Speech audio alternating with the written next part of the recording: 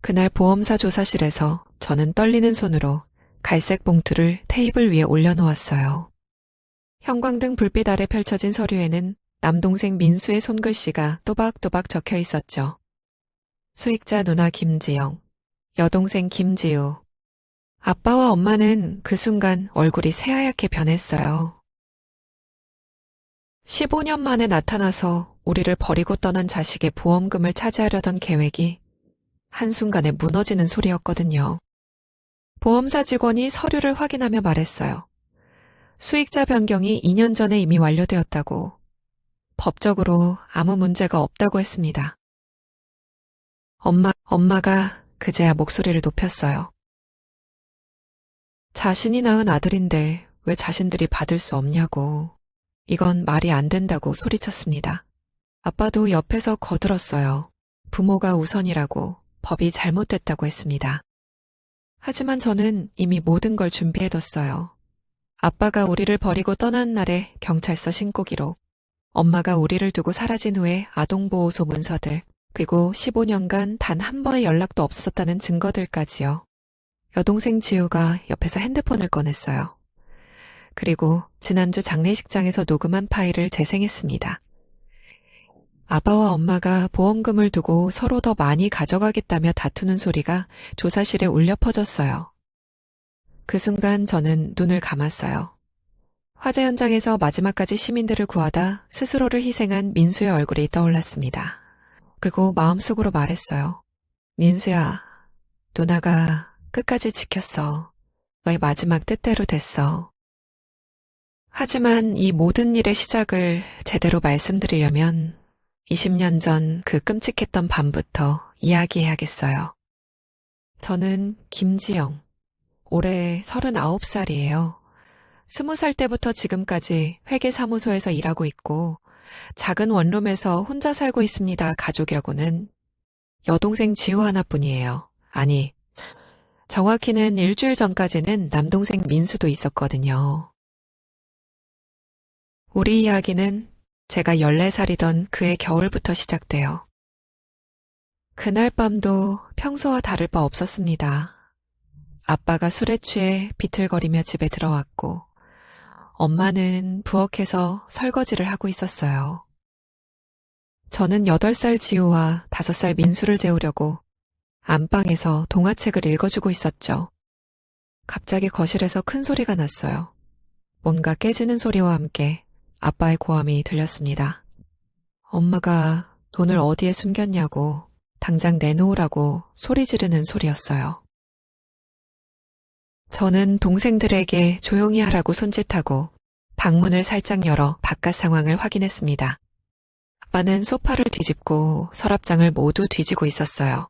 엄마는 구석에 웅크리고 앉아서 울고 있었고요. 이런 일은 처음이 아니었어요. 아빠는 술만 마시면 폭력적으로 변했고 특히 돈 이야기만 나오면 걷잡을 수 없었습니다. 평소에는 공사판에서 일하는 평범한 아버지였지만 술이 들어가면 완전히 다른 사람이 되었죠. 그날 밤은 유독 심했어요. 아빠가 엄마를 향해 의자를 던졌고 엄마는 그걸 피하려다 넘어져서 이마를 벽에 부딪혔습니다. 빨간 피가 흘러내리는 걸 보고 저는 무서워서 떨었어요. 뒤에서 지우가 무서워서 울기 시작했어요. 민수도 덩달아 울었고요. 아빠가 그 소리를 듣고 안방으로 발걸음을 옮기는 게 느껴졌습니다. 저는 재빨리 동생들을 침대 밑으로 밀어넣었어요. 그리고 제가 앞에 서서 아빠를 막았습니다. 아빠 술 냄새와 거친 숨소리가 코끝에 와닿았어요. 아빠가 저를 밀치고 방 안을 뒤지기 시작했어요. 옷장도 열어보고 책상 서랍도 모조리 뒤졌습니다. 문을 찾는다며 동생들의 작은 저금통까지 깨뜨렸어요. 그 순간 저는 결심했습니다. 더 이상 이런 식으로는 살 수 없다고, 동생들을 지켜야 한다고 생각했어요. 다음 날 아침, 아빠는 술이 깨고 나서도 어제 일에 대해 화를 내고 있었죠. 엄마가 돈 관리를 제대로 못한다며 가정주부 노릇도 제대로 못한다고 소리쳤어요. 엄마는 조용히 아침밥을 차렸습니다. 하지만 그날 이후로 엄마의 눈빛이 달라졌어요. 뭔가 포기한 사람의 눈빛이었습니다. 그리고 정확히 일주일 후 엄마가 사라졌어요. 그날 저는 학교에서 돌아왔는데 집에 아무도 없었습니다. 평소 같으면 엄마가 부엌에서 저녁 준비를 하고 있을 시간이었는데 집안이 고요했어요. 지우와 민수는 유치원에서 돌아와 배가 고프다고 울었어요. 저는 냉장고를 열어 남은 반찬으로 대충 저녁을 차렸습니다. 밤이 되어도 엄마는 돌아오지 않았어요. 아빠가 술에 취해 들어와서는 엄마가 어디 갔냐고 저에게 물었습니다. 모른다고 했더니 저까지 때릴 것처럼 손을 들었어요. 그 다음 날도 엄마는 나타나지 않았어요. 아빠는 엄마가 바람을 피워서 다른 남자와 도망갔다고 혼자 중얼거렸습니다. 하지만 저는 알고 있었어요. 엄마가 더 이상 이 지옥 같은 집에서 살 수 없어서 도망간 거라는 걸요. 문제는 아빠가 엄마가 없어진 후 더 폭력적으로 변했다는 거였어요. 집안일을 제대로 못한다며 저를 때렸고 동생들이 울면 시끄럽다며 소리를 질렀습니다. 한 달쯤 지났을 때 저는 더 이상 참을 수 없었어요. 특히 그날 밤은 정말 끔찍했습니다. 아빠가 평소보다 더 많이 취해서 들어왔어요. 그리고 저에게 엄마 대신 술상을 차리라고 했습니다. 14살 아이에게 술을 따르라고 강요했어요. 제가 거부했더니 아빠는 저를 벽에 밀어붙였어요. 그리고 욕설을 퍼부으며 주먹을 휘둘렀습니다. 저는 얼굴을 가리고 웅크렸지만 피할 수 없었어요. 그때 지우가 울면서 달려나와 아빠의 다리를 잡았어요. 누나를 때리지 말라고 울부짖었습니다. 아빠는 지우까지 밀쳐버렸어요. 5살짜리 지우가 바닥에 넘어져서 머리를 부딪혔습니다. 그 순간 민수도 울면서 뛰어나왔고 집안은 아수라장이 되었어요. 저는 그때 확신했습니다. 더 이상 이 집에 있으면 안 되겠다고, 동생들을 데리고 나가야겠다고 생각했어요. 그날 밤 아빠가 잠든 후 저는 동생들을 깨웠어요. 그리고 조용히 말했습니다. 우리가 이 집을 떠날 거라고, 누나가 이제부터 엄마가 될 거라고 했어요. 지우는 무서워서 울었지만 저는 결심했습니다. 몇 개의 옷가지와 동생들의 작은 인형을 배낭에 넣었어요. 그거 엄마가 비상시를 대비해 숨겨둔 돈 몇 푼을 찾아서 주머니에 넣었습니다. 새벽 5시 아빠의 코 고는 소리를 확인하고 저는 동생들의 손을 잡고 집을 나섰어요. 찬 새벽 공기가 얼굴을 때렸습니다. 동네는 아직 조용했고 가로등만이 희미하게 길을 비추고 있었어요. 지호와 민수는 잠이 덜 깬 채로 저를 따라왔습니다. 어디로 가야 할지 막막했어요. 친척들은 아빠의 폭력에 이미 등을 돌린 상태였고 믿을 만한 어른도 없었습니다. 결국 저는 동네에서 가장 큰 교회로 향했어요. 교회 앞 계단에 앉아서 해가 뜰 때까지 기다렸습니다. 지우는 제 품에 안겨서 계속 잤고 민수는 무서워서 제 옷소매를 꽉 잡고 있었어요. 아침 6시쯤 교회 문이 열리고 할머니 한 분이 나오셨어요. 저는 그분에게 다가가서 사정을 말씀드렸습니다. 갈 곳이 없다고, 동생들과 함께 지낼 곳이 필요하다고 했어요. 그 할머니는 김순자 권사님이셨는데 정말 천사 같은 분이었어요. 저희를 교회 안으로 데려가서 따뜻한 우유와 빵을 주셨습니다. 그리고 목사님께 상황을 알려주셨어요. 목사님은 저희 사정을 듣고 깊은 한숨을 쉬셨어요. 그리고 일단 며칠은 교회에서 지낼 수 있도록 해주셨습니다. 교회 지하에 작은 방이 있었는데 그곳을 임시로 내주신 거였어요. 하지만 계속 그곳에 있을 수는 없었습니다. 저는 어떻게든 돈을 벌어야 했고 동생들을 먹여 살려야 했어요. 목사님이 교인 중에 식당을 하시는 분을 소개해 주셨어요. 그분이 저에게 설거지 일을 주신 거였습니다. 하루 3시간씩 일하고 10,000원을 받는 일이었어요. 또 다른 교인분은 청소 일을 소개해 주셨습니다. 사무실 청소를 하면 하루에 5,000원을 받을 수 있었어요. 저는 새벽에 일어나서 청소를 하고 오후에는 설거지를 했습니다. 그리고 저녁에는 동생들과 함께 시간을 보냈어요. 지우와 민수는 교회분들의 도움으로 유치원에 계속 다닐 수 있었어요. 교육비는 교회에서 지원해 주셨고 점심도 해결할 수 있었죠. 하지만 정말 힘든 시간이었습니다. 14살 아이가 두 동생을 키운다는 게 쉬운 일이 아니었거든요. 특히 빨래가 가장 힘들었어요. 교회에 세탁기가 없어서 손으로 빨아야 했는데 겨울이라 물이 너무 차가웠습니다. 손이 얼어서 감각이 없을 정도였지만 그래도 해야 했어요. 밥하는 것도 어려웠습니다. 교회에 가스레인지는 있었지만 요리 경험이 없어서 자꾸 태우거나 서리켰어요. 동생들이 맛없다고 투정 부릴 때마다 미안했습니다. 그리고 무엇보다 밤이 가장 힘들었어요. 동생들이 잠든 후 저는 종종 울었습니다. 겨우 14살인데 이렇게 살아야 하나 싶어서 절망스러웠어요. 하지만 포기할 수 없었습니다. 지우와 민수가 있었거든요. 이 아이들만큼은 제대로 키워야겠다는 생각이 저를 지탱해줬어요. 몇 달 후, 김순자 권사님의 소개로 중국집에서 배달 일을 하게 됐습니다. 자전거로 음식을 배달하면 하루에 2만 원까지 벌 수 있었어요. 하지만 학교는 그만둬야 했어요. 일을 하면서 학교를 다닐 수는 없었거든요. 대신 나중에 검정고시를 보기로 마음먹었습니다.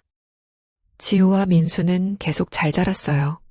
지우는 7살이 되어 초등학교에 입학했고 민수도 8살이 되어 학교에 다니기 시작했습니다. 아이들이 학교에 다니는 동안 저는 더 많은 일을 할 수 있었어요. 그렇게 3년이 지났습니다. 저는 17이 되었고 지우는 10살, 민수는 8살이 되었어요.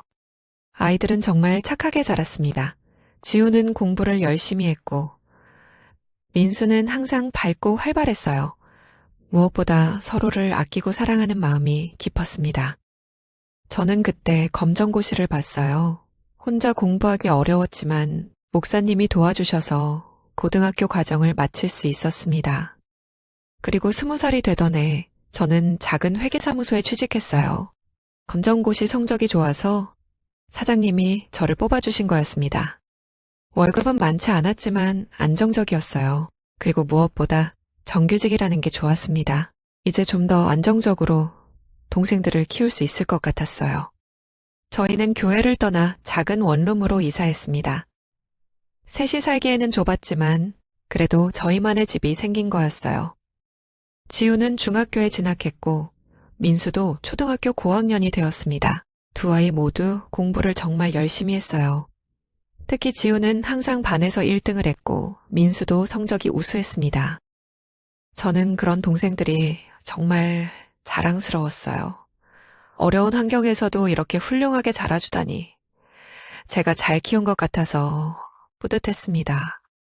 하지만 경제적으로는 여전히 빠듯했어요. 아이들 교육비와 생활비를 대느라 저축할 여유가 없었거든요. 그래서 저는 야간에 아르바이트까지 했습니다. 그렇게 또 몇 년이 흘렀어요. 지우는 고등학생이 되었고 민수는 중학생이 되었습니다. 지우는 정말 똑똑한 아이였어요. 전교에서도 상위권을 유지했고 선생님들도 대학에 잘 갈 수 있을 거라고 했습니다. 저는 어떻게든 지우를 좋은 대학에 보내고 싶었어요. 민수는 공부도 잘했지만 무엇보다 착한 마음씨를 가진 아이였어요. 항상 남을 도와주려고 했고 특히 어려운 사람들을 보면 그냥 지나치지 못했습니다. 중학교 2학년 때 민수가 장래희망을 소방관이라고 했을 때 저는 정말 자랑스러웠어요. 남을 구하는 일을 하고 싶다는 그 마음이 정말 고마웠습니다. 지우는 교육학을 전공해서 선생님이 되고 싶다고 했어요. 아이들을 가르치는 일이 보람 있을 것 같다고 했죠. 저는 두 동생의 꿈을 지원해주고 싶었습니다. 그래서 더 열심히 일했어요. 주말에도 일하고 야간 근무도 마다하지 않았습니다. 그리고 드디어 지우가 대학에 합격했어요. 교육대학교에 합격한 거였습니다. 등록금이 많이 부담되었지만 저는 대출을 받아서라도 지우를 보내고 싶었어요. 지우는 정말 고마워했습니다. 누나 덕분에 자신이 여기까지 올 수 있었다고 평생 은혜를 갚겠다고 했어요. 민수도 열심히 공부해서 좋은 고등학교에 진학했습니다. 그리고 꿈을 향해 한 걸음씩 나아갔어요. 저는 그때 정말 행복했습니다. 어려운 시절을 견뎌낸 보람이 있는 것 같았어요. 동생들이 이렇게 훌륭하게 자라주니까 그동안의 고생이 모두 보상받는 기분이었습니다. 지우가 대학을 졸업하고 교사가 되었을 때 저는 정말 눈물이 났어요. 26살이 된 지우가 아이들을 가르치는 모습을 보니까 감동이었습니다. 민수도 고등학교를 졸업하고 소방학교에 들어갔어요. 그리고 1년 후 소방 공무원이 되었습니다. 제 옷을 입은 민수를 보는 순간 저는 정말 자랑스러웠어요. 저희 셋은 이제 모두 직업을 가지게 되었습니다. 저는 회계사무소에서 15년 동안 일한 덕분에 팀장급으로 승진했고, 지우는 경력을 쌓아가는 교사였고, 민수는 신참 소방관이었어요. 경제적으로도 많이 여유로워졌습니다. 셋이 모두 돈을 벌게 되니까 생활이 훨씬 나아졌어요. 저희는 조금 더 큰 집으로 이사하기도 했습니다. 저희 셋은 무엇보다 가족의 유대감이 깊었어요. 어려운 시절을 함께 이겨낸 덕분에 서로를 정말 아끼고 사랑했습니다. 주말이면 함께 식사하고 휴가 때는 여행도 갔어요. 민수는 특히 저를 많이 따랐습니다. 어머니와 같은 존재라고 했어요. 실제로 제가 민수를 키운 것이나 다름없었으니까요. 지우도 마찬가지였어요. 무슨 일이든 저와 먼저 상의했고 중요한 결정도 함께 내렸습니다. 저는 정말 만족스러운 삶을 살고 있다고 생각했어요. 물론 결혼은 하지 못했지만 동생들이 제 인생의 전부였거든요. 그런데 그 평화로운 일상이 하루아침에 무너진 건 바로 일주일 전이었습니다. 그날은 평범한 화요일이었어요. 저는 회사에서 월말 결산 업무를 하고 있었고, 지우는 아이들을 가르치고 있었고, 민수는 소방서에서 근무를 하고 있었습니다. 오후 3시쯤 갑자기 사무실이 웅성거리기 시작했어요. 누군가 큰 화재 소식을 전하는 소리가 들렸습니다. 시내 대형 건물에서 불이 났다는 거였어요. 저는 그때도 별 생각이 없었어요. 민수가 소방관이긴 하지만 모든 화재에 출동하는 건 아니니까요. 그냥 큰 사고가 났구나 정도로만 생각했습니다. 하지만 오후 5시쯤 지우에게서 다급한 전화가 왔어요. 목소리가 떨리고 있었습니다. 지우가 민수 소방서에 전화했는데 민수가 그 화재 현장에 출동했다고 하더라는 거였어요. 그리고 아직 연락이 안 된다고 했습니다. 저는 그래도 걱정하지 말라고 했어요. 민수는 경험이 부족한 신참이니까 위험한 일은 안 시킬 거라고, 곧 연락이 올 거라고 달랬습니다. 하지만 밤이 되어도 민수에게서 연락이 오지 않았어요. 평소 같으면 근무가 끝나면 바로 연락하는 아이였는데 말이에요. 저는 직접 소방서에 전화했습니다. 하지만 담당자는 현재 상황을 알려줄 수 없다고 했어요. 다만 현장에서 작업이 계속되고 있다고만 했습니다. 그날 밤 저와 지우는 잠을 이루지 못했어요. 뉴스에서 화재 현장을 중계하는 것을 보면서 민수가 무사하기를 기도했습니다. 다음 날 새벽 6시 소방서에서 전화가 왔어요. 전화를 받기도 전에 이미 알 수 있었습니다. 소방서장이 직접 전화를 주셨어요. 민수가 화재 현장에서 시민들을 구조하다가 건물 붕괴에 휘말렸다고 병으로 이송했지만 결국 숨졌다고 말씀하셨습니다. 저는 그 순간 핸드폰을 떨어뜨렸어요. 바닥에 떨어진 핸드폰에서 계속 소방서장의 목소리가 들렸지만 저는 아무것도 들을 수 없었습니다. 지우가 저를 부르는 소리도 옆집에서 들려오는 아침 뉴스 소리도 모두 사라졌어요. 세상이 통째로 사라진 것 같았습니다. 민수가 죽었다니, 25살의 어린 나이에 세상을 떠났다니, 도저히 믿을 수 없었어요. 지우가 제 옆에서 함께 울었습니다. 우리는 한동안 아무 말도 할 수 없었어요. 그냥 서로를 붙잡고 울기만 했습니다.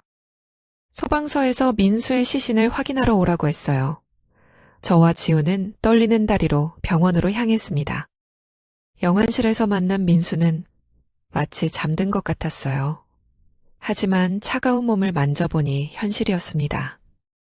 소방서장이 저희에게 상황을 자세히 설명해 주셨어요. 민수가 마지막까지 건물 안에 갇힌 시민들을 구하다가 자신은 빠져나오지 못했다고 했습니다. 그 덕분에 5명의 생명을 구할 수 있었다고 했어요. 저는 그 말을 들으면서 슬프고 억울하지만 그래도 민수가 자신의 신념대로 살다가 간 것 같아서 위로가 되었습니다. 장례 준비를 시작했어요. 저와 지우밖에 없으니까 모든 걸 우리가 해야 했습니다. 장례식장을 정하고 부고를 알리고 장례 절차를 준비하는 일들이 숨가쁘게 이어졌어요. 소방서에서도 많은 도움을 주셨습니다. 민수의 동료들이 장례 준비를 도와주었고 소방서장도 직접 와서 조의를 표해 주셨어요. 장례식 첫날 정말 많은 사람들이 왔습니다. 민수의 소방서 동료들, 지우의 동료들, 제 회사 사람들, 그리고 어린 시절 저희를 도와주셨던 교회분들까지 모두 와주셨어요. 특히 민수가 구한 시민들의 가족들이 와서 고마움을 표할 때는 정말 눈물이 났습니다. 민수의 희생이 헛되지 않았다는 걸 느낄 수 있었어요. 하지만 장례식 이틀째 정말 충격적인 일이 일어났습니다. 그날 오전 10시쯤 장례식장 로비가 갑자기 소란스러워졌어요. 목소리가 큰 사람들이 들어오는 소리가 들렸습니다. 저는 처음에 민수의 또 다른 동료들이 온 줄 알았어요. 하지만 조문객들 사이로 나타난 사람들을 보고 저는 얼어붙었습니다. 15년 만에 보는 아빠와 엄마였어요. 아빠는 많이 늙어 있었습니다. 머리는 완전히 하얘졌고 얼굴에는 주름이 깊게 패여 있어서요. 하지만 여전히 술 냄새가 났습니다. 엄마도 마찬가지였어요. 살이 많이 빠져서 초췌해 보였고 옷차림도 초라했습니다. 아빠가 큰 소리로 말했어요. 자신들이 민수의 부모라고 장례를 자신들이 치르겠다고 했습니다. 저는 너무 어이없어서 말이 나오지 않았어요. 15년 동안 연락 한 번 없던 사람들이 갑자기 나타나서 무슨 소리를 하는 건지 이해할 수 없었습니다. 지우가 저 대신 말했어요.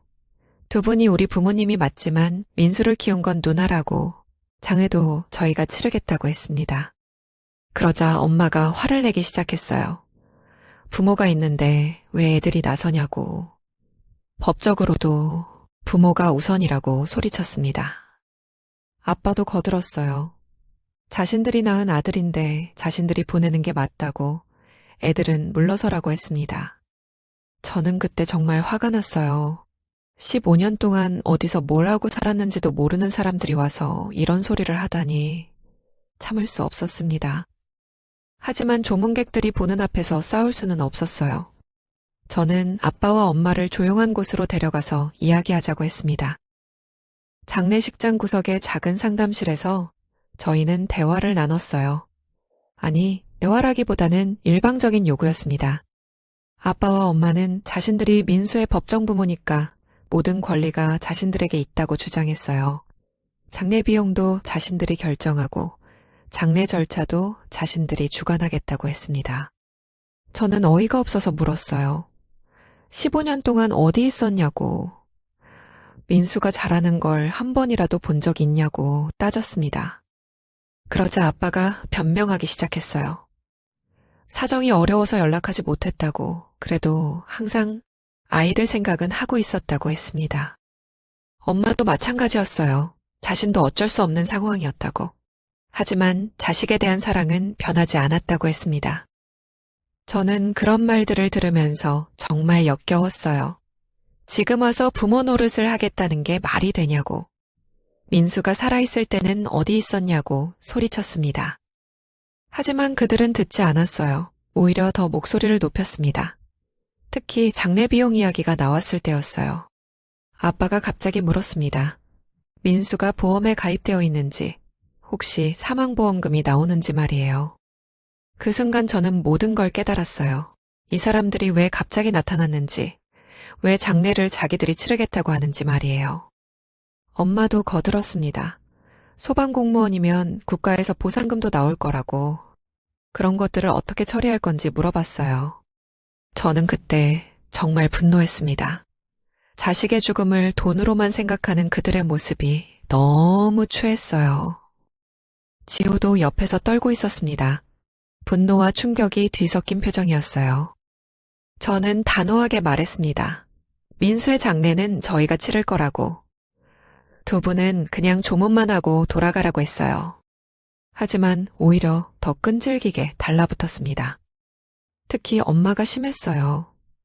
자신이 낳은 아들인데 자신이 결정할 권리가 있다고, 법적으로도 부모가 우선이라고 계속 주장했습니다. 아빠는 더 직접적이었어요. 보험금이나 보상금에 대한 이야기를 계속 꺼냈습니다. 그런 걸 처리하려면 부모의 동의가 필요하다고, 자신들 없이는 안 된다고 했어요. 저는 그때 결심했습니다. 이 사람들과는 더 이상 대화할 필요가 없다고, 법적으로 해결해야겠다고 생각했어요. 다음 날 저는 변호사를 찾아갔습니다. 민수의 보험금과 관련된 법적 절차를 확인하고 싶었거든요. 변호사는 저에게 중요한 사실을 알려줬어요. 사망보험금의 경우 수익자가 지정되어 있으면 그 사람이 받게 된다고, 부모라고 해서 자동으로 받을 수 있는 건 아니라고 했습니다. 저는 급히 민수가 가입한 보험회사에 연락했어요. 그리고 수익자가 누구로 되어 있는지 확인해달라고 요청했습니다. 하지만 개인정보라서 가족이라도 함부로 알려줄 수 없다고 했어요. 다만 수익자 본인이나 법정 대리인만 확인할 수 있다고 했습니다. 저는 그럼 민수의 개인 물품을 찾아봐야겠다고 생각했어요. 혹시 보험 관련 서류가 있을지도 모르니까요. 민수가 소방서에 두고 간 개인 사물함을 확인해봤습니다. 소방서장의 허락을 받아서 사물함을 열어봤는데 그곳에서 갈색 봉투 하나를 발견했어요. 봉투 안에는 여러 가지 서류들이 들어있었습니다. 보험 가입 증서, 통장 사본, 그리고 손으로 쓴 메모 한 장이 있었어요. 그 메모를 보는 순간 저는 눈물이 났습니다. 민수의 또박또박한 글씨로 이렇게 적혀 있었거든요. 수익자는 누나 김지영, 여동생 김지우. 누나가 나를 키워주셨으니까 내가 번 돈도 누나와 여동생이 받으셨으면 좋겠어요. 부모님께는 죄송하지만 진짜 가족은 누나와 여동생이에요. 저는 그 메모를 읽으면서 정말 울었어요. 민수가 이런 마음을 가지고 있었다니 정말 고마우면서도 마음이 아팠습니다.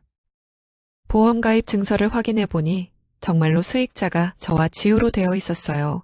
2년 전에 변경한 것 같았습니다. 저는 그 서류들을 가지고 보험회사에 갔어요. 그리고 정식으로 수익자 확인을 요청했습니다. 보험회사 직원이 서류를 확인한 후 말했어요. 수익자가 김지영, 김지우로 되어 있다고, 법적으로 아무 문제가 없다고 했습니다. 저는 그제야 안심했어요. 적어도 민수의 마지막 뜻은 지킬 수 있을 것 같았습니다. 하지만 아빠와 엄마는 포기하지 않았어요. 그들은 계속 장례식장에 와서 소란을 피웠습니다. 특히 보험금 이야기가 확실해지자 적극적으로 나섰어요. 자신들이 법정 상속인이라고 보험금도 자신들이 받아야 한다고 주장했습니다. 심지어 장례식장에서 큰 소리로 다투기까지 했어요. 다른 조문객들이 보는 앞에서 보험금을 두고 싸우는 모습이 정말 창피했습니다. 아빠는 술까지 마시고 와서 난동을 부렸어요. 보험금을 반반씩 나누자고, 아니면 자신들이 모두 가져가겠다고 소리쳤습니다. 엄마도 마찬가지였어요. 자신이 민수를 10달 동안 뱃속에서 키웠는데 왜 자신이 못 받냐고, 이건 말이 안 된다고 했습니다. 저는 그런 모습을 보면서 정말 부끄러웠어요. 민수의 영정사진 앞에서 이런 추한 모습을 보이다니 민수에게 너무 미안했습니다. 지우도 견디지 못했어요. 결국 장례식장 밖으로 나가서 울었습니다. 저도 지우를 따라가서 함께 울었어요. 그런데 그날 밤 더 충격적인 일이 일어났습니다. 장례식장에서 나와서 집에 왔는데 아빠와 엄마가 먼저 와서 기다리고 있었어요. 어떻게 저희 집 주소를 알았는지 모르겠지만 현관 앞에서 기다리고 있었습니다. 저는 문을 열어주지 않으려고 했어요. 하지만 그들은 계속 벨을 누르고 문을 두드렸습니다. 이웃들에게 민폐가 될 것 같아서 할 수 없이 문을 열어줬어요. 들어온 아빠와 엄마는 거실에 앉더니 본격적으로 협상을 하자고 했습니다. 아빠가 말했어요. 보험금을 3등분 하자고, 자신들이 3분의 2, 저희가 3분의 1을 가져가자고 했습니다. 엄마는 더 심했어요. 자신들이 부모니까 더 많이 가져가는 게 당연하다고 말했습니다. 저는 정말 어이가 없었어요. 15년 동안 민수를 키운 건 저인데 갑자기 나타나서 보험금을 나누자고 하다니 말이 안 된다고 했습니다. 하지만 그들은 법적인 근거를 들이밀었어요. 부모가 법정 상속인이라고, 보험금도 상속재산이라고 주장했습니다. 저는 그때 민수가 남긴 메모를 보여줬어요. 민수 본인이 수익자를 지정했다고, 이건 민수의 뜻이라고 설명했습니다. 하지만 아빠는 그 메모가 법적 효력이 있냐고 따졌어요. 그리고 민수가 미성년자일 때 가입한 보험이면 부모의 동의 없이는 수익자 변경이 불가능하다고 주장했습니다. 엄마도 거들었어요. 어린아이가 무슨 판단력이 있겠냐고. 분명히 누군가 꼬드긴 거라고 했습니다. 저는 그 말을 듣고 정말 화가 났어요. 민수를 어린아이 취급하다니 25살의 성인을 무시하는 거냐고 소리쳤습니다. 하지만 그들은 계속 우겼어요. 심지어 보험회사에 직접 가서 이의를 제기하겠다고 협박했습니다. 그날 밤 그들은 거의 새벽까지 저희 집에 있으면서 계속 협상을 요구했어요. 저와 지우는 정말 지쳤습니다. 결국 저는 다음날 변호사와 함께 보험회사에 가기로 했어요. 법적으로 확실하게 해결하고 싶었거든요. 그리고 그날 보험사 조사실에서의 그 장면으로 이어지는 겁니다. 조사팀장이 최종 판단을 내렸어요. 법적으로 민수가 성인이 된 후 정당하게 수익자를 변경한 것이므로 보험금은 지정된 수익자인 김지영과 김지우가 받는 것이 맞다고 했습니다. 아빠와 엄마는 그 판정에 불복한다고 소리쳤어요. 하지만 법적 근거가 명확한 상황에서 뒤집을 수 있는 건 아무것도 없었습니다. 보험금 지급 절차가 시작되었습니다. 민수가 생전에 가입한 보험들에서 나오는 금액과 순직 공무원에게 지급되는 국가보상금까지 합하면 상당한 액수였어요. 하지만 저희에게는 그 돈이 중요한 게 아니었습니다. 민수의 마지막 뜻을 지킬 수 있다는 것, 그리고 그 돈을 민수가 원하는 방향으로 쓸 수 있다는 것이 더 중요했어요. 저와 지우는 보험금을 받은 후 가장 먼저 한 일이 있었습니다. 민수를 기리는 장학기금을 만든 거였어요. 김민수 장학기금이라는 이름으로 어려운 환경에서 자라는 아이들을 돕는 기금을 만들었습니다. 특히 부모 없이 형제자매끼리 살아가는 아이들을 우선적으로 지원하기로 했어요. 또한 민수가 생전에 관심을 가졌던 화재 안전교육을 위한 기금도 마련했습니다. 어린이들에게 화재 안전의 중요성을 알리고 소방관의 꿈을 키우는 아이들을 지원하는 프로그램을 만들었어요. 민수가 근무했던 소방서에도 기부했습니다. 민수의 이름으로 소방장비를 구입해서 기증했어요. 동료들이 더 안전하게 일할 수 있도록 말이에요. 아빠와 엄마는 그 후로도 한동안 연락을 해왔습니다. 보험금을 조금이라도 나누어 달라고. 자신들도 민수의 부모라고 계속 주장했어요. 하지만 저희는 더 이상 상대하지 않았습니다. 법적 절차는 모두 끝났고 민수의 뜻대로 모든 것이 처리되었거든요. 몇 달 후 아빠가 마지막으로 찾아왔어요. 이번에는 혼자 왔는데 많이 늙어 보였습니다. 아빠가 말했어요. 자신이 잘못 살았다고, 아이들에게 미안하다고 했습니다. 하지만 그래도 생활이 어려우니까 도와달라고 부탁했어요. 저는 아빠에게 단호하게 말했습니다. 15년 전에 이미 인연을 끊었다고, 더 이상 저희 앞에 나타나지 말라고 했어요. 아빠는 그 후로 나타나지 않았습니다. 엄마도 마찬가지였어요. 저와 지우는 이제 정말 둘만 남게 되었습니다. 민수를 잃은 슬픔은 여전히 크지만 그래도 서로가 있어서 견딜 수 있어요. 민수의 정신을 이어받아 더 많은 사람들을 돕는 일을 하면서 민수와 함께 살아가고 있습니다. 혈연보다 더 깊은 사랑으로 만들어진 진정한 가족의 이야기입니다.